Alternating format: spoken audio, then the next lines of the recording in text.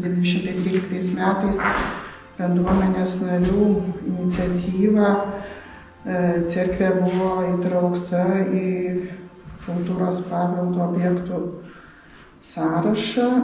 Reikšmė šį paveldo ta vietinė, tai noras buvo bendruomenės narių, kad kuo daugiau lėšų gauti iš tų projektinių lėšų, bet kadangi reikšmė vietinė, tai kultūros paveldo departamentas kaip ir negali labai mums pagelbėti. Tai nuo 14 metų esu bendruomenės pirmininkė ir dedu visas pastangas, beveik kiekvienais metais rašau projektus, kreipiuosi į savivaldybę ir savivaldybė kiek gali, tiek padeda. Norėčiau gal pasakyti, kad vis dėlto tai mažoji dalis tų lėšų. Labai stengiamės ir labai, kaip ir sakau, ir kas po 5, kas po 100 eurų renkam kiekvienais metais pinigėlius iš bendruomenės narių ir bandom tvarkyti cerkvę, kadangi mums jinai yra labai brangi. Tai noriu pasakyti, ką per tų 10 metų ką padarėm. Tai pakeitėm altoriaus grindis, įsigijom suolus, pakeitėm pamatus, perdažėm cerkvę, tada pakeitėm, kaip čia, šitos pusės frontoną. Tai ir dar, aišku, dar laukia nemažai darbų, jau šiaip langai nekokie reikėtų patvarkyti, bet tikimės, kad ir ateityje mūsų savivaldybė mums pagelbės. Žmonės nori patys prisidėti ir klausia, ką darom, kaip darom, kada darysim, kada bus padaryta. Dažnai nėra lankoma, šiaip vietiniai žmonės sako, kad užvažiuoja žmonės, aplink apeina. Čia gal prieš porą metų buvo Tverečiaus bendruomenės iniciatyva, užsieniečiai kažkokie lankėsi. Tai šiaip jeigu kreipiasi, tai aš tai visada įleidžiu ir tegul pasižiūri.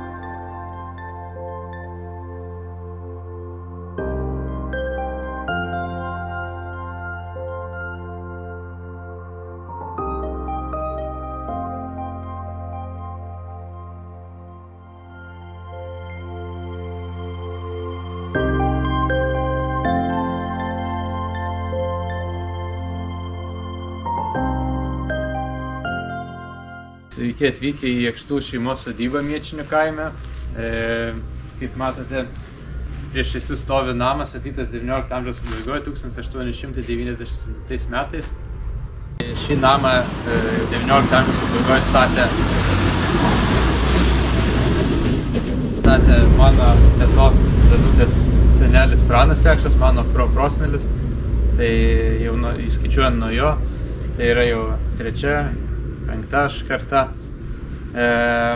kuri ir toliau puoselėja šitos namus. Visa sodyba eina gilyn į sklypą, ne kažkaip palei gatvę į plotį. Tiesiog viskas eina tokiu giliu rėžiu tolyn į sklypo galą. Kryžius, kuris yra čia stovi priešis kiemą, tai stovi minimum 110 metų jau, nes yra daryta nuotrauka 1915 metų, tas pats kryžius stovi, tai va per sovietmetis nebuvo nugriautas, nors buvo bandymo griauti. Tai va, na, o dabar kaip ir čia sodyboje jau vedame ekskursijas. Labai džiaugiamės, kad Paliesiaus dvaras yra šalia, nes tikrai toks didelis traukos objektas ir dėka į to dvaro, tai ir pas mus žmonės vis atvažiuoja ir atranda tą tokią dar neatrastos Lietuvos pakraščio istorijos perlą. Galim toliau eiti į ūkinius pastatus ir pažiūrėti toliau, ką turime čia muziejuje per metus surinkę. Tai čia grinai savo visi eksponatai, ar iš apylinkių dar žmonės atneša? Čia yra šitų namų ir kaip aš visada per ekskursijas sakau, šitų namų arba šitų namų gyventojų daiktai. Nu, nes, pavyzdžiui, gal kažkas iš Vilniaus, kokią nors skaičiavimo mašinėlę atsivežęs ar dar kažką, bet ne iš kaimo apylinkių nesurinkti daiktai, ne, čia yra šitiem namam. Viskas mūsų namų.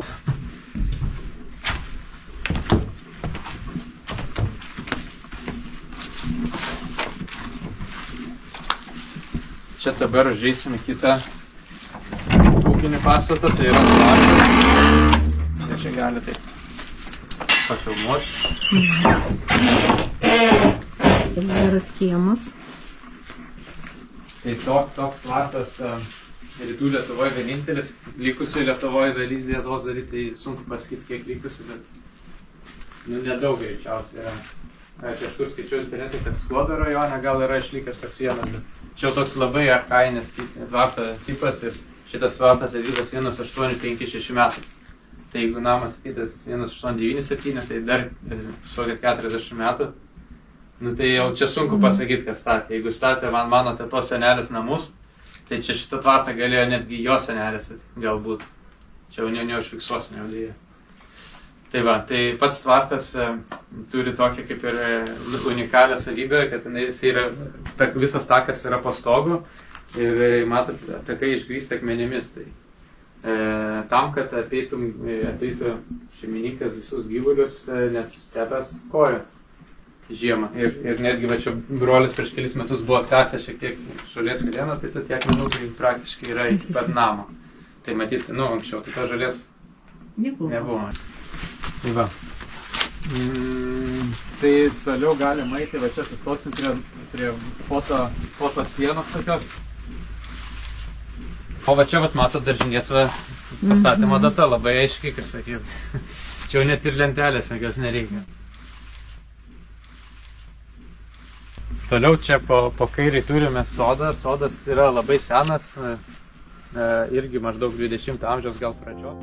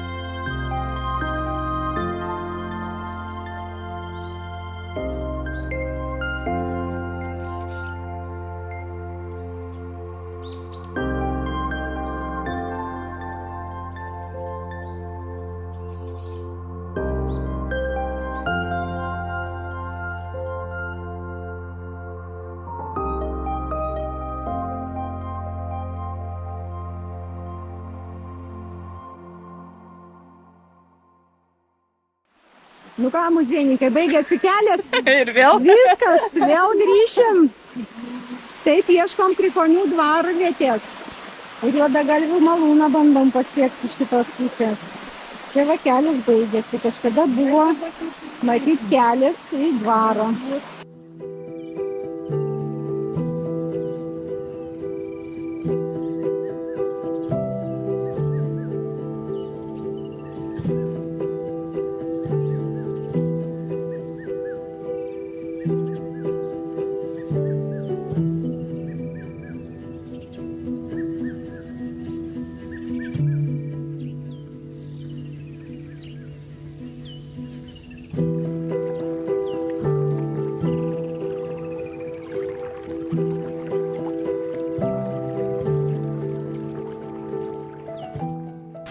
Svajonė buvo tokia, užaugęs aš prie 5 malūnų, reiškia Ignalinos krašto.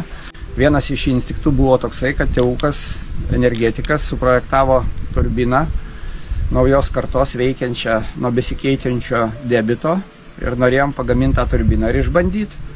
Pasižiūrėjom upės šitą reiškia ir tikėjomės, dėl ko dar buvo įsigyjamas šitas reikalas, tikėjomės, kad kai kultūros paveldas bus galimybė atstatyti užtvankas. Kultūros paveldo, kaip pasakyti, pozicija yra, kad jiem rūpi tik tai pastatas, bet nerūpi tas, kas aplinkui. Malūną kiek galima sutvirtinau, reiškia, kad jis sustabilizuoti visą šitą reikalą. Tai čia turėtų būti tokia sistema, kad reiškia, jau kultūros paveldas nutarė, kurie objektai tikrai verti to daikto, kad būtų jisai, ir turėtų būti skiriamas tikslinis finansavimas, jeigu ne iš karto, tai taip elementais išdėliojant. O sakykit dabar, jūsų nuomonė, ar asmeninė nuosavybėje esantis kultūros paveldo objektai turėtų būti atviri lankymui visuomeniai? Taip, būtent taip ir yra, jeigu yra kultūros paveldas, jis turėtų būti prieinamas visuomeniai. Pagrindinis reikalas yra tas, kad kaip aš įsivaizduoju kultūros paveldas, tai turėtų tas daiktas daryti tą, ką jisai darė senoviai. Ne tai, kad iš pastato virstų kažkas kitas, kaip pasakyti, kita jo paskirtis yra. Taip, dalį paskirties tu gali pritaikyti visuomenės reikmėm, o kita vis tiek turėtų būti tas, kas yra. Pasakyti kitiem, kurie įsigyja, nu čia yra taip yra. Pirmas dalykas yra taip, yra tie, kurie yra stipresni verslininkai, kurie tikri verslininkai ir iš to uždirba, kaip pasakyti, ir gali investuoti, neprašydami valstybės pagalbos, tai yra sveikintina. Taip, yra tokių dvarų visur, bet yra kartu, tada tas daiktas neturėtų būti paveldas. Jeigu jis neduoda, valstybė neremia, tai tada turi būti taip, kad kažkoks yra susitarimas, kažkokios yra tos atviros dienos, bet toliau žmogus daro tą, ką jisai nori.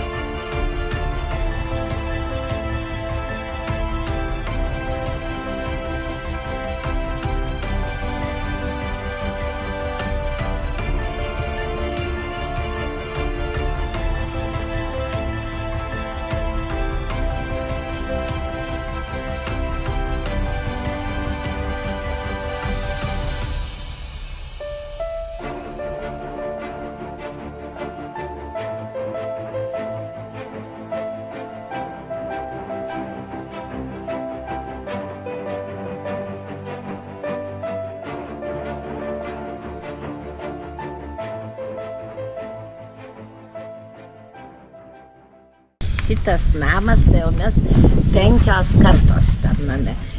Senelis buvo pūsininkas, mano senelis Levarovskas Kostas, dirbo pūsininko samdiniu ir jie turėjo namus va čia aukščiau truputį, 100 metrų gal kalniukė, bet karas kai prasidėjo, sudegino tos namus ir ponas užleido šitą namą gyvent, nes nebuvo stogo, jie 5 vaikai ir žmona ir tas senelis, 7 asmenų šeima. Ir vienu žodžiu, taip tas namas ir liko. Tada čia jau mano tėvas gimė, gimiau aš, mano vaikai ir anūkė dabar. Dvarelis yra įtrauktas į kultūros paveldo registrų sąrašą. Taip, tai labai gerai, nes tos instancijos, kuriom rūpi tai, lankomos ir patarė, kas daryt kartais. Mes paklausėm, kas galima dar, ko negalima daryti. Ir šiaip tai aš džiaugiuosi, nes ne kiekvienas gali papult ton sritin. Pavienių kažkada tai buvo užsukę šeima, bet šiaip pravažiuojančių yra, bet kad užeit labai kas norėtų, nes ten labai kažko tai jau senoviška, labai kažko ir nėra. Šiaip iš išorės, tai valandinės, viskas yra įsaugota, visi šitie ornamentai, viskas taip, kaip buvo, grinai taip.